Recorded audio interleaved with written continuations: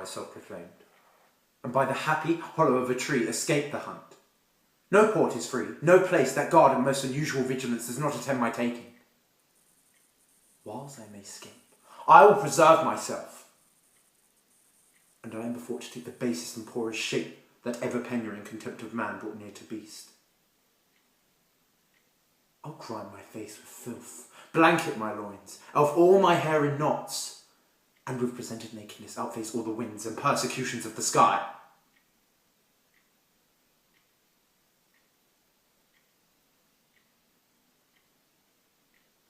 This country gives me proof and precedent of beldam beggars who with roaring voices strike their numbed and mortified bare arms, pins, wooden cricks, nails, sprigs of rosemary.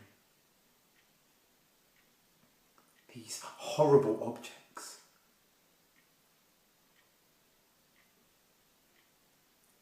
And low farms, sheepcotes and mills, sometimes with lunatic bands, sometimes with prayers, enforce their charity. Poor Turlygood, poor Tom. That's something yet. As Edgar, nothing I am. Do you ever think of yourself as actually dead? Lying in a box with a lid on it? Nor do I. Really? It's silly to be depressed by it. I mean, one thinks of it like being alive in a box. One keeps forgetting to take into account the fact that one is dead. Which should make a difference, shouldn't it? I mean, you'd never know you were in a box.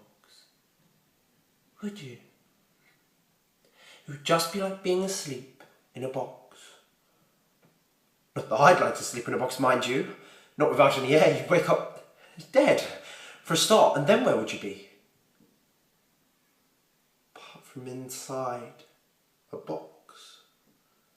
That's the bit I don't like. Frankly, that's why I don't think of it. Because you'd be helpless, wouldn't you? Stuffed in a box like that, I mean, you'd be in there forever. Even taking into account the fact that you're dead, really, ask yourself, if I asked you straight off, I'm going to stuff you in this box now, would you rather be alive or dead?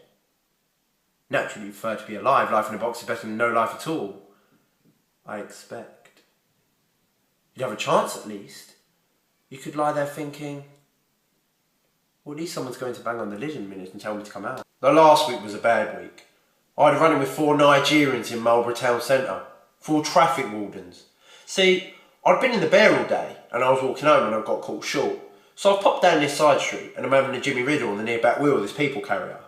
Suddenly, these 4 big Nigerians get out, traffic wardens, are all being picked up and taken back to base.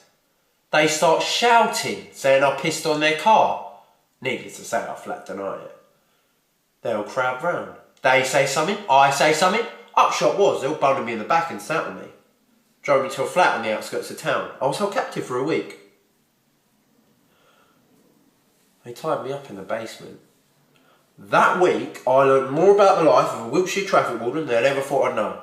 They walk for miles, long days, it's hard graft with rubbish pay. On day 3, they all brought a TV down and we watched the snooker semi-final. They said they'd let me go if I said I was sorry.